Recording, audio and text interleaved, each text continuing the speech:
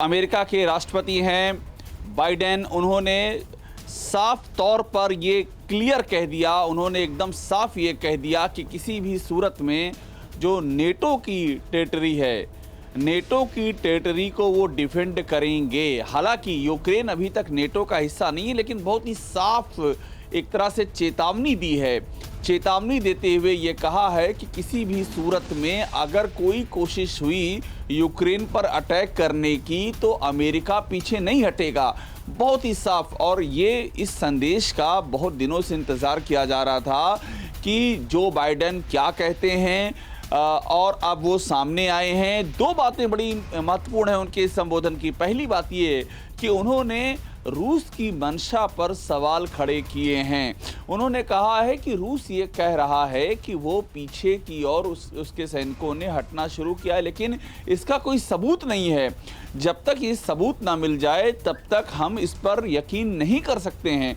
उन्होंने बीच का रास्ता निकालने की कोशिश भी की। ये कहा है कि अगर लिखित में, यानी कि अगर कोई रिटन में कोई समझौता ऐसा हो जाता है तो इस रिटन समझौते को लेकर के भी बात की जा सकती है, लेकिन इस बारे में उन्होंने एकदम क्लियर कहा है कि किसी भी सूरत में वो ये बर्दाश्त नहीं करेंगे कि कोई भी एग्रेशन की कार्रवाई की जाए, आक्रमण की कार्रवाई बिल्कुल भी बर्दाश्त नहीं की जाएगी। सबसे अहम बात वो ये कह रहे हैं। और बड़ी बात ये है कि यूएस की जो इंटेलिजेंस है वो ये बार बार वो ये कह रहे हैं कि उन्होंने रूस को देखा है यूक्रेन के बॉर्डर पर। देखिए, अमेरिका बहुत ही साफ है। अमेरिका क्या कह रहा है कि हम यूक्रेन को इंटेलिजेंस प्रोवाइड कर रहे हैं, हम यूक्रेन को जो मिलिट्री असिस्टेंस है वो हम प्रोवाइड कर देंगे, हम यूक्रेन को डिप्लोमेटिक जो एफर्ट है वो हम देंगे, और इसके साथ में $1 बिलियन की लोन गारंटी भी अमेरिका ने यूक्रेन को दी है, और साथ में $100 मिलियन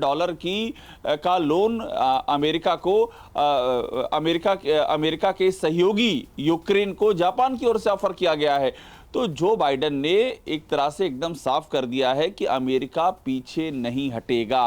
रूस अगर ये कोशिश करता है कि वो यूक्रेन पर हमला करे तो ये साल 2014 वाला यूक्रेन नहीं है। चीज़ें अब बदल चुकी हैं, अमेरिका रिस्पॉन्ड करेगा।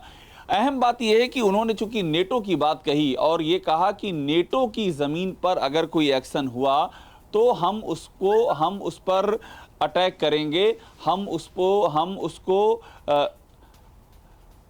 किसी भी सूरत में उसको बर्दाश्त नहीं करेंगे। एक बार फिर से सुनिए कि बाइडेन ने अपने भाषण में क्या कहा है और किस तरह से रूस को सीधी चेतावनी दी है।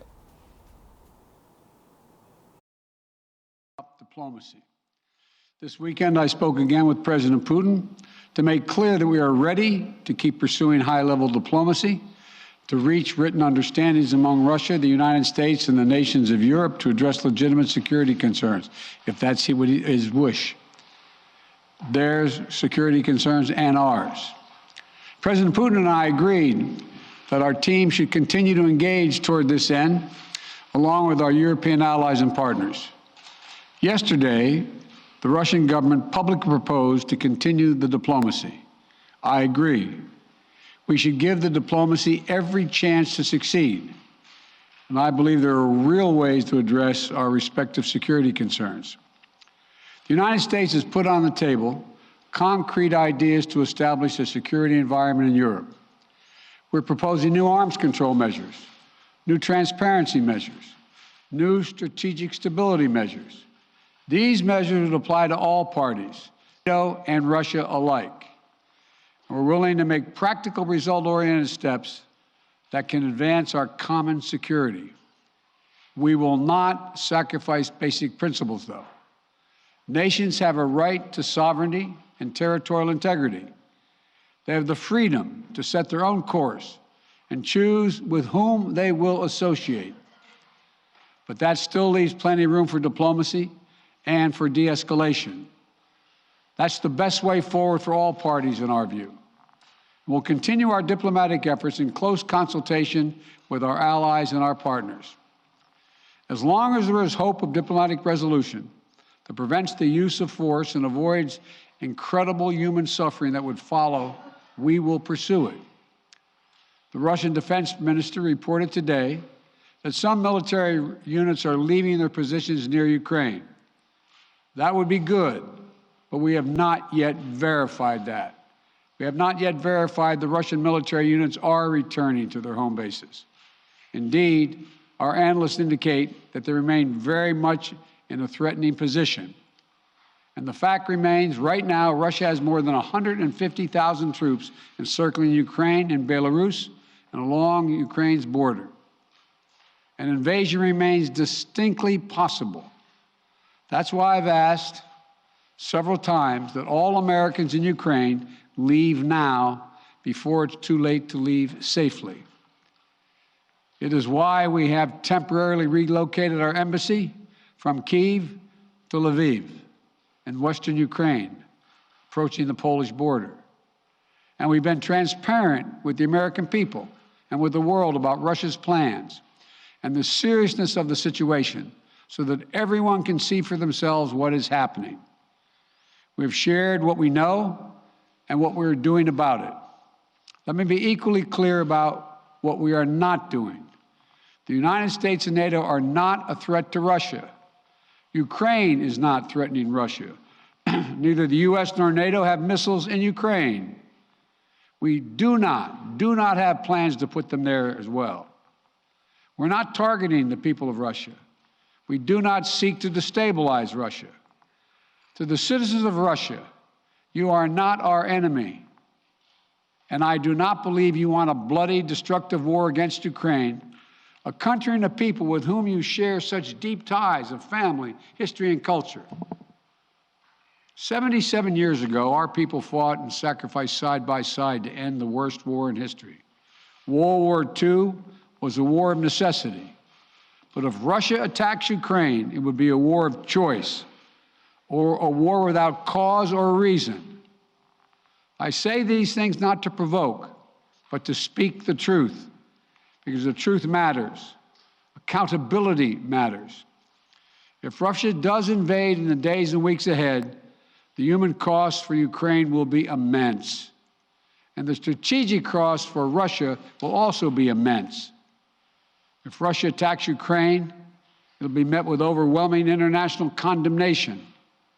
The world will not forget that Russia chose needless death and destruction. Invading Ukraine will prove to be a self-inflicted wound. The United States and our allies and partners will respond decisively. The West is united and galvanized. Today, our NATO allies and the alliance is as unified and determined as it has ever been. And the source of our unbreakable strength continues to be the power, resilience, and universal appeal of our shared democratic values. Because this is about more than just Russia and Ukraine.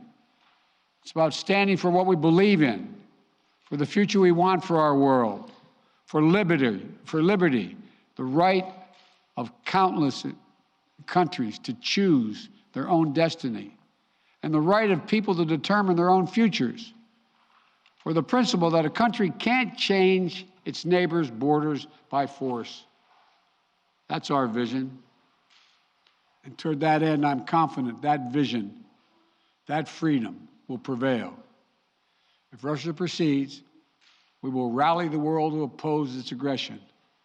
The United States and our allies and partners around the world are ready to impose powerful sanctions on export controls, including actions that did not अमेरिकी राष्ट्रपति Biden ने एकदम साफ कर दिया है कि America चुपचाप नहीं देखेगा अगर रूस अटैक करता है यूक्रेन पे।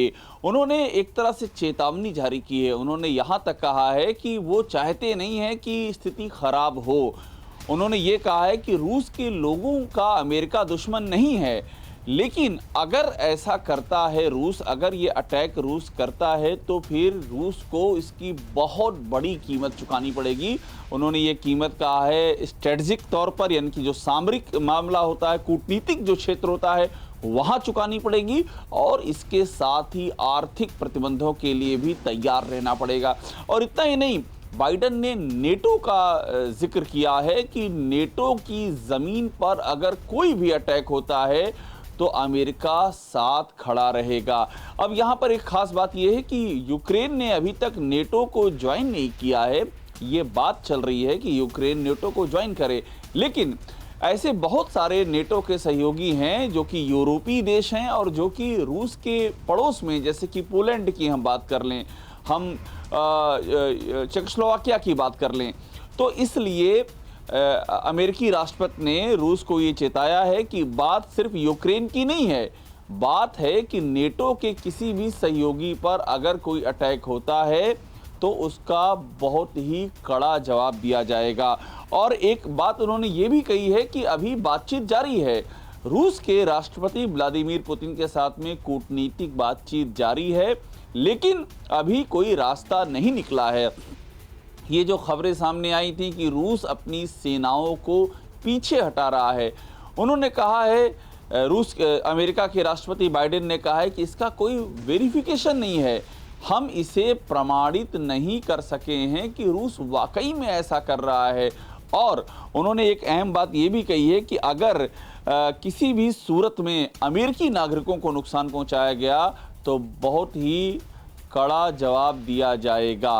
अहम बात यह है कि अमेरिका पहले ही कह चुका है कि उसके जो नागरिक हैं वे यूक्रेन छोड़ करके चले जाएं, क्योंकि मिलिट्री इवैक्यूएशन कराना, यानी कि मिलिट्री की मदद से उनको बाहर निकालना उसके लिए मुमकिन नहीं है। और ऐसे में उसने आज वहाँ के राष्ट्रपति ने साफ तौर पे कहा है कि किसी भी सूरत में अमेरिकी नागरिकों पर अगर कोई आँच आती है तो ये बर्दाश्त के बाहर होगा। एक बड़ी बात उन्होंने ये भी कहा है कि यूएस इंटेलिजेंस ने रूसी सेना को यूक्रेन बॉर्डर पर देखा है। अब ये जो बड़ी बात सामने आ रही है, ये इस बात का, ये इसके पीछे का आधार है सैटेलाइट इमेज हैं। सैटेलाइट इमेज से रूस की सेनाओं का भारी जमावड़ा देखा गया है बेलारूस में, वहाँ पर सेनाएं हैं और ये ठीक यूक्रेन का बॉर्डर है, ट्राई जंक्शन कहते हैं, जहाँ पर कि बेलारूस, यूक्रेन और रूस, ये तीनों ही देश इनकी सेनाएं मिलती हैं। वहाँ पर भारी जमावड़ा देखा गया है। और इतना ही नहीं बल्कि साउथ में यूक्रेन के क्रीमिया, जिस पर पहले ही रूस कब्जा कर चुका है, उसके आसपास भी ब्लैक सी में नेवल एक्सरसाइज चल रही है। और ये नेवल एक्सरसाइज रूस की एक तरह से धमकी है यूक्रेन को। तो मैं इस समय कीव में खड़ा हूँ, यूक्रेन की राजधानी कीव है, और यहाँ पर इसी बात की चर्चा है कि क्या अमेरिका ने जिस और इशारा किया है, जो अमेरिका ने जानकारी दी है, क्या उसका वक्त अब नज़दीक आ चुका है। अमेरिका ने कहा है 16 फरवरी की तारीख दी है और अपनी इंटेलिजेंस सोर्सेज के हवाले से बताया है कि इस तारीख को रूस यूक्रेन पर अटैक करेगा। और इसीलिए क्योंकि ये तारीख अमेरिका ने जारी की है, इसके बाद से गहमागहमी काफ़ी बढ़ गई है। और आज जो अमेरिकी राष्ट्रपति ने बातें कही हैं, वो बातें, अमेरिकी राष्ट्रपति की बातें इस बात की गवाही देती हैं कि अमेरिका इस मामले पर बेहद ही सख्त रुख अख्तियार करने की बातें कर रहा है, उसका वादा कर रहा है। परवाह देश की, सोमवार से शुक्रवार रात 10 बजे TV9 भारतवर्ष पर।